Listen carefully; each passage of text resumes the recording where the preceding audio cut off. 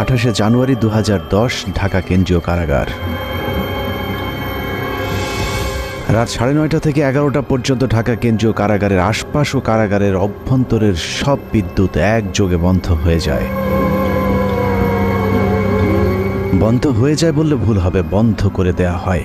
1.5 ঘন্টা ঢাকা কারাগারের মতো স্পর্শকাতর জায়গায় কেন বিদ্যুৎ বন্ধ করে রাখা হয়েছিল সেটা একটু পরে বলি।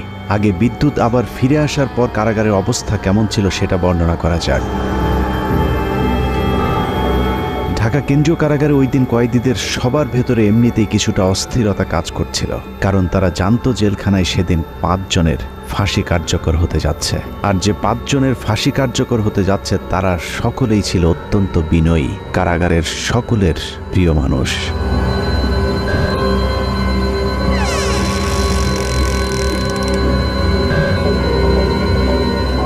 রাত 12:01 colonel Faruk Rahman, major AK Mohiuddin Ahmed artillery, Mohiuddin lancer ও সুলতান শাহরিয়ার রশিদ খানকে ফাঁসিতে ঝুলিয়ে হত্যা করা হয়। 4 জনকে ফাঁসি দেওয়া হলেও লাশের সংখ্যা ছিল মোট 5টি। ফাঁসি কার্যকরের পরদিন যথারীতি 5টি লাশ পাঠানো হয় যার যার গ্রামের বাড়িতে, কিন্তু একটি লাশের ক্ষেত্রে বিশেষ নিরাপত্তা ব্যবস্থা রাখা হয়েছিল, আর সেটাই হলো চুয়াডাঙ্গার সূর্য সন্তান মেজর বজলুল হুদার। মেজর বজলুল হুদার বাড়ি চুয়াডাঙ্গার হাটবোয়ালিয়া গ্রামে সেদিন র্যাব পুলিশের উপস্থিতি দেখে মনে হয়েছে আইন শৃঙ্খলা বাহিনী বোধহয় চুয়াডাঙ্গাবাসীর বিরুদ্ধে যুদ্ধের প্রস্তুতি নিচ্ছে। যুদ্ধের এই আয়োজন ছিল মূলত মেজর বজলুল হুদার মরদেহ যেন কেউ দেখতে না পারে সেটা নিশ্চিত করা। লাশ কেন দেখতে দেয়া যাবে না সেটা জানতে আমরা হাটবোয়ালিয়া গ্রামের মানুষের বক্তব্য শুনতে চেয়েছিলাম। বজলুল ভাইয়ের নাশ আসার সময় আমি আমার পটে যাবো, এর মধ্যে পুলিশি টল, শুধু টল পুলিশি যারা মসজিদে এমন হয় আসা যায় না। তারপরে কিছুক্ষণ পরে শুনলাম ভাইয়ের নাশ আসছে ভোরের দিকে। প্রশাসনের লোক ছিল, ওনার লাশটা প্রথমে হাটবলে কেন্দ্রে হয়, প্রচুর লোক। এই অবস্থায় বাড়ির ভেতরে ঢুকতে দিয়েছিল না। আমার জানাজাত লাশটা ধোয়ার কথা, কিন্তু পুলিশের বাধার কারণে আমি লাশটা ধোয়াতে পারিনি। লাশ আসার পরে তার প্রশাসনের লোক যারা আসছিল লাশ নিয়ে, তারা যেখানে টাইম দিয়েছে তাকে দাফন করতে হবে। সে দেশের মানুষের জন্যই মনে করেন সবসময় ছিল, দেশের মানুষের পাশে থাকতো সবসময়। চুয়াডাঙ্গার মানুষের কাছে মেজর বজলুল হুদা ছিলেন এক আদর্শের প্রতীক, যে কারণে আইন শৃঙ্খলা বাহিনীর ব্যাপক উপস্থিতি আর জোর জবরদস্তির পরেও প্রিয় মানুষটিকে শেষবারের মতো একটু দেখতে চাওয়া মানুষের ঢল ছিল চোখে পড়বার মতো। আইন শৃঙ্খলা বাহিনীর নির্দেশনা ছিল 5 মিনিটের মধ্যে মেজর বজলুল হুদাকে দাফন করতে হবে, কিন্তু জনরোষের মুখে আইন শৃঙ্খলা বাহিনী পিছু হাঁটতে বাধ্য হয়। প্রিয় মুখটাকে গোসল না দিয়ে কিছুতেই চুয়াডাঙ্গার মানুষ তার দাফন করাতে চাননি। বাধ্য হয়ে প্রশাসন তাদেরকে আধা ঘন্টা সময় বেঁধে দিয়েছিল দাফন করবার জন্যে। 4টা-5টার দিকে আসলো, লোকজন নাই একেবারে, মানে সম্পূর্ণ একেবারে হলো কোনো মানুষজন ঢুকতে দিচ্ছে না। র্যাবের এক কর্মকর্তা আমাকে জিজ্ঞেস করলো কেমন উনি লোক ছিল। তো আমি তখন বললাম যে সে কেমন মানুষ ছিল এটা আপনারা কিছুক্ষণ পরে দেখতে পারবেন। তো বলি যে এত ভালো মানুষ, তাহলে এরকম একটা কাজ করলো কেন? তা বলছে যে কাজ করলে এই কারণে, সে তো নিজের জন্য করে না, সে তো দেশের জন্য করেছে। যারা 15ই আগস্টে ছিল তারা সবই মুক্তিযোদ্ধা, কেউ কোনো পাকিস্তানি ফেরত আর্মি না, সব মুক্তিযোদ্ধা। তারপরে লাশ আসলো, এত পরিমাণ লোক সরকারের নিয়ন্ত্রণে সে লাশ এই এলাকার জনসাধারণ ছিনিয়ে নিল, এবং এত পরিমাণ লোক হয়েছে যেটা নজিরবিহীন একটা ঘটনা। পুলিশের আন্ডারে থাকবে না, আমরা আমাদের লাশ আমরা হলো আমাদের আন্ডারে হবে, দাফন হবে। পুলিশের আন্ডারে রাখতে চেয়েছিল কিনা? পুলিশের আন্ডারে তো না, সেগুলো পুলিশের আন্ডারে তো স্বাভাবিক নিয়ম, সেগুলো আমরা হলো সরকারি কাজ আমরা দাফন করি। তো আমরা বললাম যে না, দাফন ওইভাবে না, আমাদের পারিবারিকভাবে বা এলাকার মানুষের হলো দাফন হবে তার পেছনে। অতএব তারা তখন হলো দিতে বাধ্য হয়েছে। হাজার হাজার মানুষ চলে এসেছে মেজর বজলুল হুদাকে এক নজর দেখার জন্যে। হাটবোয়ালিয়া বাজারে এত মানুষ এর আগে হয়তো কখনো কেউ দেখেনি। গোসলের অনুমতি দিচ্ছিল না। এই সময় আলমডাঙ্গা থানার যিনি ওসি ছিলেন উনি খুবই খারাপ আচরণ করছিলেন। আমাদের তারা হুমকি দিচ্ছে, হ্যান ত্যান র্যাব পুলিশ আইসে আমাদের বলছে না, লাশ তাড়াতাড়ি মাঠে। আর প্রশাসন খুব তাড়াতাড়ি করে চাপ দেয়, ধোয়া টোয়া এগুলা বাদ দিয়ে, গোসল টোসল বাদ দিয়ে দাফন করতে হবে এমন পুলিশের নির্দেশ ছিল, এবং সাথে ঢাকার থেকে টিমও আসছিল। ওই সময় প্রশাসনের ভূমিকা কেমন? প্রশাসন প্রথমে মার মুখে অবস্থায় ছিল, যখন সাধারণ মানুষ পাবলিক বলল যে ঠিক আছে আমরা লাশ না দেখে আমরা দাফন করব না, তখন লক্ষ লক্ষ মানে সাধারণ মানুষ চারিদিক থেকে আসার পরে তাদের চাপের কারণে তখন লাশ আমাদের কাছে দিতে বাধ্য হয়েছে। এই সময়ের মধ্যে অসংখ্য মানুষ মেজর বজলুল হুদাকে শেষবারের মতো একটু দেখতে ছুটে যান তার গ্রামের বাড়ি হাটবোয়ালিয়াতে। 3 জেলার জনগণের কারণে প্রশাসনের লোক এখানে পিছিয়ে আইতে যায়, তারা এখান থেকে সরে যাওয়ার পর এখানে জনগণের ইচ্ছা মতো তাদের দেখানো হয়েছে। মাটি দেওয়ার চাইছিল, তো এখান থেকে লেট করানো হলো যে একটু পরে লাশটা মাটি দেওয়া হোক, এই হিসাবে একটু দেরি করে লাশ দেখার পরিপ্রেক্ষিতে আমরা দেখছিলাম। এতটুকু পর্যন্ত ঠিকই ছিল, কিন্তু মেজর বজলুল হুদাকে গোসল করাতে গিয়ে চুয়াডাঙ্গার মানুষ সাক্ষী হয়েছিল নৃশংসতম এক ঘটনার। কাফনের কাপড় সরাতেই দেখা যায় মেজর বজলুল হুদাকে আসলে ফাঁসি দেওয়া হয়নি, তাকে জবাই করে হত্যা করা হয়েছে। মুক্তিযুদ্ধের জেনারেল ওসমানীর পিএস সাবেক সংসদ সদস্য আপনাদের প্রিয় সন্তান প্রশাসনমূলক বিচারের মধ্য দিয়ে হত্যা করা হয়েছে। আমরা এ হত্যার বিচার চাই। ইনশাল্লাহ বাংলার মাটিতে তাকে হত্যার বিচার একদিন হবে। সে ফেরেশতা তুল্য, সে কোনো অপরাধ কারোর সাথে করেনি, মানুষের উপকার করেছে। বলারের কাপড় খুলে দেখি যে এখান থেকে এত দূর, মানে 2 ইঞ্চি না, একদম পুরো মানে ছুরি চালালে যেভাবে হয়, কসাইরা যেভাবে ছুরি চালালে যেভাবে কাটেন ওইভাবে কাটা, সুতা 3-4 পর্ব করে সেটা দিয়ে সেলাই করা, হাতে পায়ে কোথাও পুরো আঘাতের চিহ্ন নাই। এটা জবাই করা, এটা তার ফাঁসি নাই, কোনো রগগাটা নাই, কিছু নাই। গলায় ছিল একটা টেপটা সরিয়ে দেখলাম হাতটা ঢুকে গেল, পট সুতো দিয়ে কালো সুতো তার সেলাই করা অনেক দূরে রক্ত টপ টপ টপে পড়তে আসে। তালা কাটা ছিল, এটা আমরা দেখেছি। ফাঁসি হলে গলায় হালকা দাগ থাকে, গলা তো কাটা থাকে না, তো গলা সেলাই থাকে না। কবরস্থানে যখন মাটি দিছে তখনও কাফনের রক্তে ভিজে গেছে। ফাঁসি দেওয়ার নামে তাকে জবাই করা হয়েছে। লাশটা কি আপনি দেখছিলেন? জি জি, আমি লাশটা দেখেছি, দেখছিলেন? চোখে দেখেছি লাশ। ওনার গলাটা কাটা ছিল এবং সেইখান থেকে অনবরত রক্তক্ষরণ হচ্ছিল। তা লাশটা কেমন দেখছিলেন বলেন? লাশটা দেখছি যে এলো তো লাশ জেল কোড অনুযায়ী সেরকম তো হলো জবাই করা হয় না, কিন্তু পুরাপুরি জবাই করেছে। সে হলো একটা হত্যাকাণ্ড, পুরা রক্ত বাড়াচ্ছে।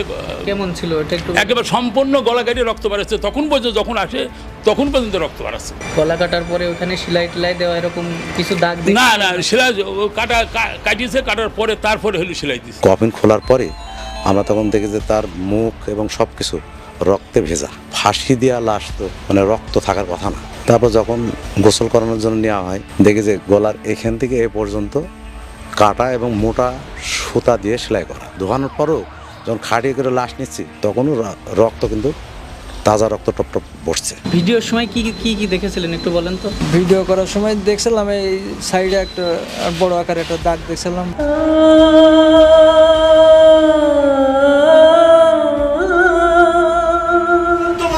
বুকে ব্যথা নিয়ে বেড়াচ্ছে আমার ভাইকে সিরিয়াল খুনি শেখ হাসিনা জেলখানায় ঢুকে নিজ হাতে জবাই করে হত্যা করেছিল। আমরা মনে করি যে এটা ফাঁসি দেওয়া হয়নি, শেখ হাসিনা হিংসাত্মকমূলকভাবে এবং প্রতিশোধমূলকভাবে সে জেল গেটে যে নিজে হাতে জবাই করেছে। এই হত্যাকাণ্ডের আমরা তীব্র নিন্দা জানাচ্ছি এবং এর বিচারের জন্য ব্যবস্থা করা হবে। বাংলার বীর সন্তান মেজর বজলুল হুদাকে কে কারা কিভাবে জবাই করেছিল সেটা জানতে হলে আবারও 18 তারিখ রাত 9:30 থেকে 11টা পর্যন্ত 1.5 ঘন্টার সেই সময়টাতে ফিরে যেতে হবে, যে সময়টুকুতে ঢাকা কেন্দ্রীয় কারাগার ও তার আশপাশের বিদ্যুৎ বন্ধ করে রাখা হয়েছিল। ওই রাতে ঢাকা কেন্দ্রীয় কারাগারে কয়েক ঘন্টায় যা ঘটেছিল তা হলিউডের হরর থ্রিলার মুভিকেও হার মানাবে। অনুসন্ধানে জানা যায় 2010 সালের 28শে জানুয়ারি রাত 9টার পরপরই জেলগেটের ভেতরে মোট 2টি কালো গ্লাসের গাড়ি প্রবেশ করে। ওই গাড়ির একটিতে এসএসএফ এর সদস্যদের সাথে শেখ হাসিনা এবং অপরটিতে জাহাঙ্গীর কবির নানক, ইসমাইল হোসেন সম্রাট, তৎকালীন ঢাকা বিশ্ববিদ্যালয়ের ছাত্রলীগের দুর্ধর্ষ ক্যাডার সিদ্দিক নাজমুল আলম ছিলেন।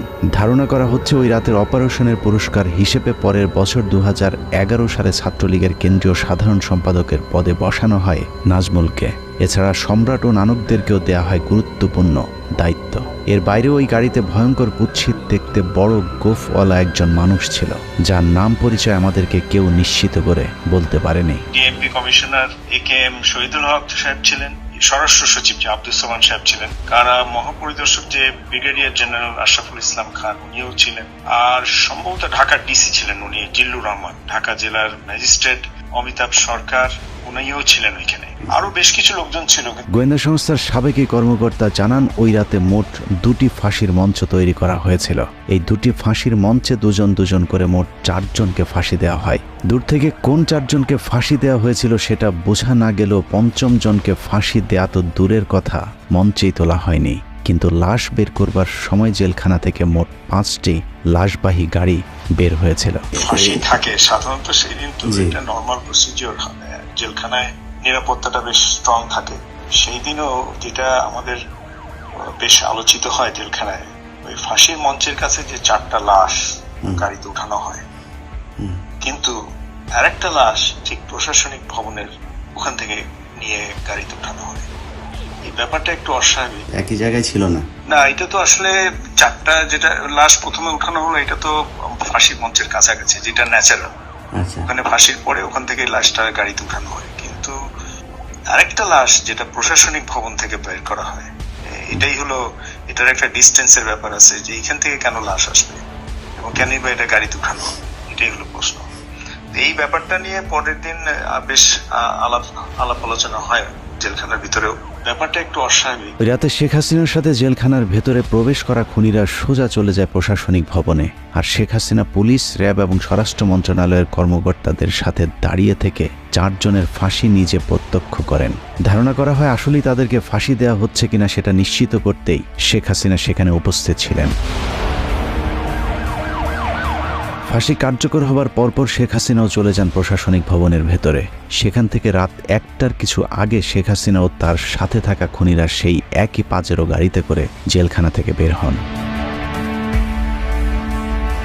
কারাগারের অন্য আরেকটি সূত্র বজলুল হুদার পরিবারকে জানিয়েছিলেন, সেই রাতে বজলুল হুদাকে কারাগারের প্রশাসনিক ভবনের একটি কক্ষে জবাই করা হয়েছিল, যেখানে শেখ হাসিনা নিজে উপস্থিত ছিলেন এবং বজলুল হুদাকে জবাইয়ের আগে তার বুকের উপর পা চাপা দিয়ে রেখেছিলেন শেখ হাসিনা নিজে। সে রাতে শেখ হাসিনা সহ তার সাথে থাকা সব খুনির গায়ে রক্ত লেগেছিল, কিন্তু সম্রাটের গায়ে সাদা টি শার্ট থাকায় সেটা অনেকের চোখেই পড়েছিল। ওই পরের দিন একটা বিষয় খুব আমাদের 2-1 নজরে আসে যে প্রধানমন্ত্রী জাহাঙ্গীর কবির নানক, সম্রাট আর নাজমুল যখন প্রশাসনিক ভবন থেকে বাইরে আসে, তখন এই সম্রাটের গায়ে রক্তের দাগ ছিল।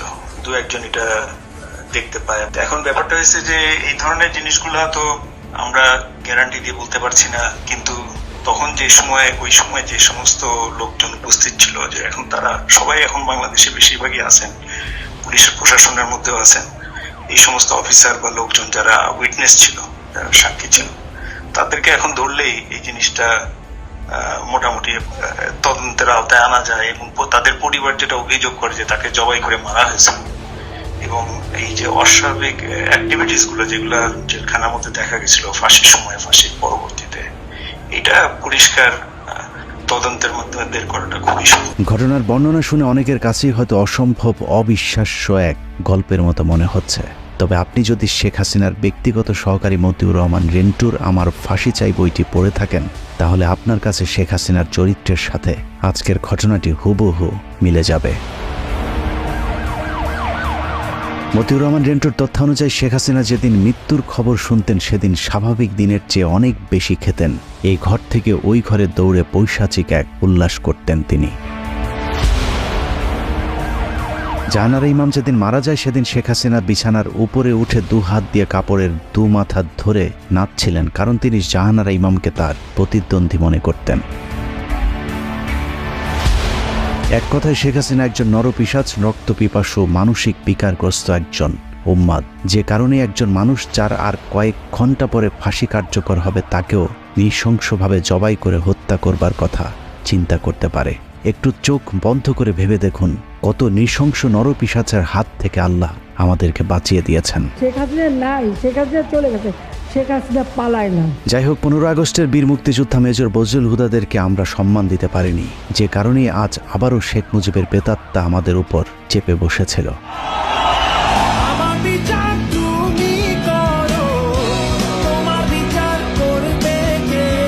বাংলাদেশের মানুষ 2024 সালে শিক্ষার্থীদের হাত ধরে যেভাবে দুর্বিষহ এক দুঃশাসনের কবল থেকে বেঁচে উঠেছে, ঠিক একইভাবে 1975 সালে major Dalim, colonel Rashid, colonel ফারুকার, মেজর বজলুল হুদারা এক অত্যাচারী মাদকাসক্ত বাকশালীর হাত থেকে 7 কোটি বাঙালিকে স্বাধীনতা এনে দিয়েছিল। শেখ হাসিনার দুঃশাসন আমরা চোখে দেখেছি, কিন্তু শেখ মুজিবেরটা আমাদের থেকে আড়াল করে রাখা হয়েছে বলেই আমাদেরকে এখনও তাকে বিতর্কের ঊর্ধ্বে রাখার কথা শুনতে হয়। কিন্তু বাস্তবে শেখ মুজিব তার পরিবার আর দলের লোকজন ছাড়া অন্য সবাইকে তার কৃতদাসে পরিণত করেছিল। শেখ মুজিবের সময় কতটা অরাজক পরিস্থিতি ছিল তা মেজর বজলুল হুদার উইকিপিডিয়ার কয়েকটি লাইন পড়লেই পরিষ্কার হয়ে যাবে।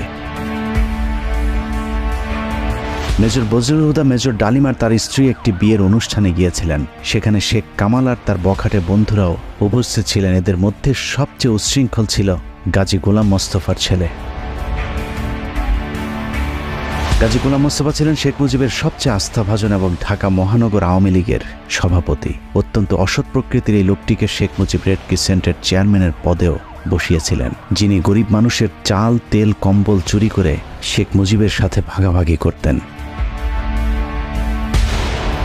ক্ষমতার দাপটে বিয়ের অনুষ্ঠানে আসা মেজর ডালিমের স্ত্রীকে অসম্মান করার সাহস দেখিয়েছিল শেখ কামালের বন্ধুরা। এ সময় মেজর ডালিম ও বজলুল হুদার সাথে শেখ কামাল বাহিনীর ধস্তাধস্তির এক পর্যায়ে তারা মেজর ডালিম ও তার স্ত্রীকে তুলে নিয়ে যায়। তাদের খোঁজে একদল সেনাবাহিনী গোলাম মোস্তফার বাসায় অভিযান চালালে শেখ মুজিব তার পুত্র শেখ কামালের পখাটে বাহিনীর কোনো বিচার না করে উল্টো মেজর ডালিম ও বজলুল হুদার সেনাবাহিনী থেকে কমিশন বাতিল করে দেন। এভাবেই পুরো দেশটাকে বর্তমান শেখ হাসিনার মতোই পারিবারিক সম্পত্তিতে পরিণত করেছিলেন Sheikh Mujibur Rahman. Sheikh Mujibur Rahman not deal with the political movement in a democratic way. He was virtually controlling the public, but he could not face the criticism. Mujib ক্ষমতায় টিকে থাকার জন্য হাজার হাজার রাজনৈতিক কর্মীকে হত্যা করে, আর রক্ষী বাহিনীকে দিয়ে উনি ওনার রাষ্ট্র ক্ষমতা টিকিয়ে রাখা দলের শাসন কায়েম করার চেষ্টা করলেন। এসব কারণেই 2024 সালের মতো 1975-এর 15ই আগস্টে বাংলাদেশ সেনাবাহিনীর পাশাপাশি ছাত্র, শিক্ষক, পুলিশ সহ সর্বস্তরের মানুষ আনন্দ উল্লাস করেছিলেন। This is how Dhaka looks today. The same tanks on the streets, soldiers still on guard, and yet it is almost as if nothing had happened. There was no rioting, almost no reaction to Sheikh Mujib's murder. Sheikh হাসিনাকে যেভাবে কুকুরের মতো পালিয়ে যেতে হয়েছে, কেউ তার রক্ষায় এগিয়ে আসেনি। ঠিক একইভাবে শেখ মুজিবের লাশ ধানমন্ডি 32 নম্বরে পড়েছিল। কেউ শেখ মুজিবকে একটু দেখতেও আসেনি। কেউ কোনো পদক্ষেপ নিল না। ওই লাশ পড়ে থাকলো 32 নম্বরে। কেন? এত বড় সংগঠন, এত নেতা কোথায় ছিল? জানা যায় লোকজন ডেকে পাওয়া যায়নি। 570 সাবানা রিলিফের কাপড়ে দাফন করা হয়েছিল বাকশাল মুজিবকে। আবার কি এক টুকরো কাফনের কাপড়ও নিয়ে যাননি, কাপড়ের পাট ছিঁড়ে তারপর সে কাফন দেওয়া হয়েছিল। অন্যদিকে মেজর বজলুল হুদাদের জানা যায় পুলিশ দিয়েও মানুষের বাঁধ ভাঙা জোয়ার আটকে রাখা যায়নি। মানুষের চাপে আধা ঘন্টার মধ্যে দুবার জানাজার নামাজ পড়ানো হয়েছিল। ওখানে যারা জানাজায় অংশগ্রহণ করতে পারেনি, দ্বিতীয় জানাজায় নগরবালা ঈদগাহ মাঠে লক্ষ লক্ষ জনগণ সবাই লাইন ধরে দেখছে, দেখার পরে এখানে তাকে দাফন করা হয়েছে। মেজর ডালিম হুদাদের জন্ম আছে, মৃত্যু নেই। মরণের মধ্য দিয়ে তারা অমর হয়ে আজীবন বেঁচে থাকবে এদেশের মানুষের হৃদয়ে। ভাইয়ের কথা বলে শেষ করতে